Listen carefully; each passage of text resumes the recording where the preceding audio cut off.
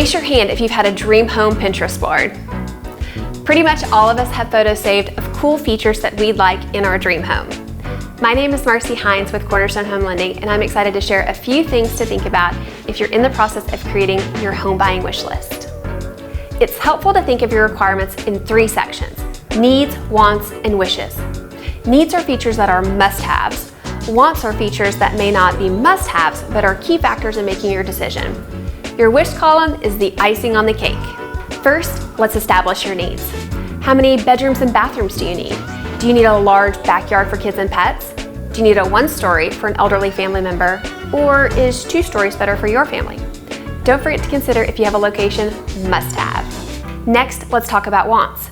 These are features that aren't make or break, but will have a huge hand in deciding between a few houses. Do you want a pool? Looking for fireplaces, heated floors, or green energy? Think about if you'd enjoy an office space or a breakfast nook. Finally, it's the fun part. Let's talk about your wishes. This is a great time to pull up your Pinterest and look at all the fun things you've pinned over the years. Do you want an at-home gym? Maybe you're looking for a built-in coffee bar.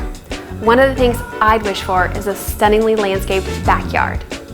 Remember, these are things that are nice to have, but ultimately can put them in a home in the future if you want. If you're struggling to create your wish list, or you're getting overwhelmed with ideas, please reach out. I have resources that can help you get focused and take the stress off you. If you're looking for an agent who can help you find everything on your wish list, comment below. I would love to connect you with one of my fantastic partners. Thanks so much for watching. See you next time.